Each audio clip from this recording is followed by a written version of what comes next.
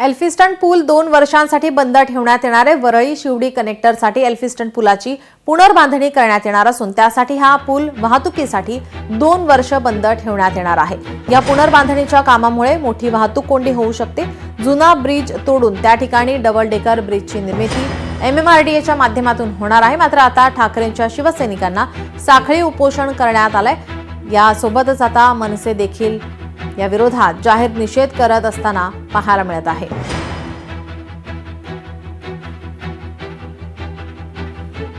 आपल्या प्रतिनिधी मीनाक्षी म्हात्रे आपल्या सोबत जोडलेले आहेत। मीनाक्षी, आपण पाहतो एल्फिस्टन पूल 2 वर्षांसाठी आता बंद ठेवण्यात येणार आहे। यासाठी आता ठाकरेंची शिवसेना आपण पाहिलं तर साखळी उपोषण करते आक्रमक पाहायला मिळते। यासोबत आता मनसे सुद्धा आता आक्रमक पाहायला मिळतात।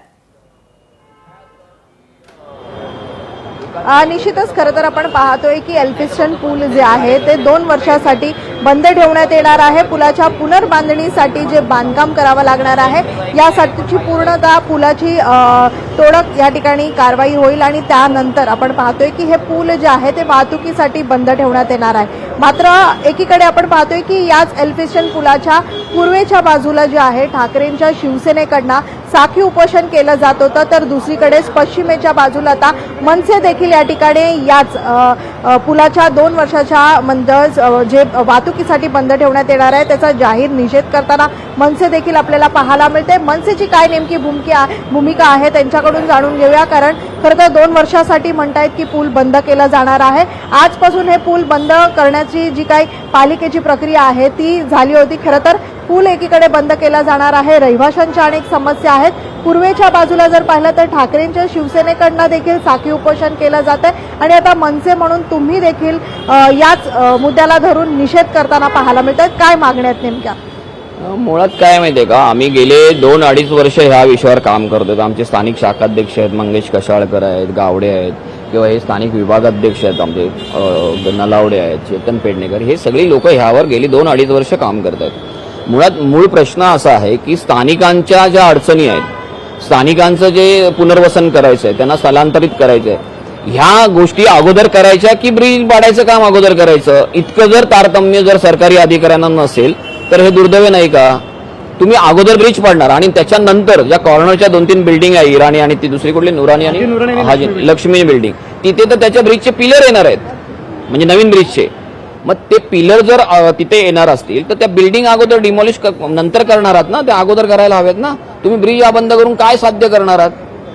तर आमचं म्हणणं असं आहे की ह्या ज्या काही बिल्डिंग तुम्हाला डिमॉलिश नंतर करायच्या आहेत, त्यांचं स्थलांतर करायचं आहे रहिवाशांना, ते अगोदर करा आणि मग ब्रिज पाडण्यासाठी तुम्ही हात घाला। हे व्यावहारिक आमची मागणी आहे आणि ती त्यांना पटलेली आहे। पण तुम्ही या अधिकाऱ्यांशी बोललेत का? MMRDAच्या वतीनं हे केलं जाणार देखील संयुक्त बैठक होती याच दालनामध्ये यांच्या ट्रॅफिकच्या, त्याच्यामध्ये ट्रॅफिकचे सगळे वरिष्ठ अधिकारी होते, MMRDचे होते आणि BMCचे होते। या सगळ्यांशी आम्ही आता बैठकीमध्ये हेच विषय मांडले की तुम्ही ब्रिज हा पाडल्यानंतर पलीकडच्या साईडला जी रुग्णालय आहेत, जिथे ह्याच ब्रिजचा वापर होतो त्या रुग्णालयात जायला लोकांची किती कुचंबणा होईल, कारण लोकांना सगळं फिरून टिळक ब्रिजवरून जावं लागणार। टिळक ब्रिज ऑलरेडी त्याच्यावर लोड आहे, तो अरुंद आहे, तो रुंदीकरणाचं काम चालू आहे, ते रुंदीकरणाचं काम अजून पूर्ण झालेलं नाहीये। मग तुम्ही हा ब्रिज पाडायची घाई का करताय? अगोदर लोकांच्या पुनर्वसन, त्यांची अडचणी त्या दूर करा, तोपर्यंत ते रुंदीकरणाचं कामही पूर्ण होईल। म्हणजे दोन्ही गोष्टी सायमल्टेनियसली झाल्या तर ते सगळं लोकांना सोयीस्कर होईल। स्कूल बसेस आहेत, चाकरमानी लोक कामाला जातात, सगळ्यांना तुम्ही अडचणी निर्माण करणार आहात ह्या एक ब्रिज अगोदर पाडल्यामुळे। तो नंतर पाडावा, अगोदर लोकांच्या अडचणी दूर करा, हीच मागणी। आणि त्या अधिकाऱ्यांच्या चेहऱ्यावर दिसत होतं, स्पष्ट दिसत होतं की त्यांना आमचं म्हणणं पटलेलं आहे, परंतु त्यांना सरकारचा प्रचंड दबाव आहे। मला कळत नाही सरकारला काय प्रॉब्लेम आहे हा ब्रिज एवढ्या लवकर पाडण्याचा। विकासाला आमचा कोणताही विरोध नाही, आमच्या पक्षाची सुरुवातीपासूनची भूमिका आहे विकास हा झालाच पाहिजे, पण विकास करत असताना स्थानिक लोकांच्या ज्या अडचणी आहेत, त्यांचे जे प्रश्न आहेत ते पहिले दूर करा आणि मग विकासाच्या कामाला हात घाला। आणि एकंदरीत ही भूमिका घेऊन आम्ही त्यांच्याकडे गेलो होतो। आज जो काही ब्रिज बंद पडणार होता तो आज त्यामुळे थांबलेला आहे। ते येत्या 2 दिवसात ती बैठक घेऊन त्याच्यावर आम्ही निर्णय घेऊ आणि तो कळवू असं त्यांनी सांगितलंय। सायमल्टेनियसली ह्या 13 तारखेपर्यंत, परवापर्यंत हरकती आणि सूचना देण्याच्या ह्या ब्रिजच्या बाबतीतल्या तारीख होती। मला वाटतं हजारो लोकांनी त्याच्यावर हरकती घेतलेल्या आहेत। हरकती घेतल्या आणि तुम्ही डायरेक्ट ब्रिज बंद करायला घेतला, हा मग हरकती हा काय फार्स होता का फक्त? त्याच्यावर कुठेतरी त्याचं वाचन व्हायला हवं, त्याची दखल घ्यायला हवी, त्याचं स्पष्टीकरण त्या हरकती घेणाऱ्यांना द्यायला हवं. ही कोणतीही प्रक्रिया न करता तुम्ही केवळ फार्स करणार आणि ब्रिज बंद करायला घेणार, हे लोकशाहीच्या प्रणालीत बसत नाही. याची देखील त्यांना आम्ही दखल घ्यायला सांगितले आणि त्यांना सांगितले की ज्यांनी हरकती घेतल्या त्यांना एकत्र बोलवा आणि त्यांना त्यांच्या हरकतीबद्दल स्पष्टीकरण द्या ना.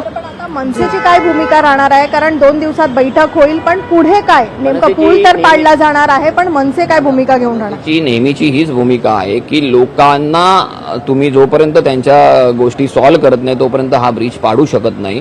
आणि मला माहिती आहे तुमचा प्रश्न, जर पाडायला घेतला तर महाराष्ट्र नवनिर्माण सेना नेहमीच्या पद्धतीने त्याला विरोध करेल. मनसे स्टाईल म्हणतात ना, त्याच्या पद्धतीने आम्ही ते आंदोलन घेऊ. एक प्रकारचा सरकारलाच इशारा असेल का? हो, कारण सरकारनेच घाट घातलाय ना. तुम्हाला काय घाई आहे एवढी? काय इलेक्शनच्या तोंडावर लोकांना दाखवायचं का प्रोजेक्ट आम्ही काहीतरी करतोय म्हणून? अहो, तुम्ही इतर लोकांना दाखवताना तुम्ही इकडच्या स्थानिक रहिवाशांवर अन्याय करताय. त्याचं काय? त्यांचं जीवन, ते पण माणसंच आहेत ना, त्यांचंही जीवन सुसह्य असं करायला पाहिजे ना. तुम्ही शिफ्टिंगच्या बाबतीत गेली 2-2.5 वर्ष आम्ही मागे लागलोय, काही करत नाहीत, काहीच करत नाही. आपल्याला ते पहिलं करा आणि मग आहे. आपण पाहतोय आता ठाकरेंच्या शिवसेनेकडून आता या ठिकाणी मनसैनिक सुद्धा आक्रमक झालेले आहेत. जी, धन्यवाद मीनाक्षी, आपण दिलेल्या या सविस्तर माहितीसाठी. लोकशाही मराठी ऐका, पहा, जागरूक रहा.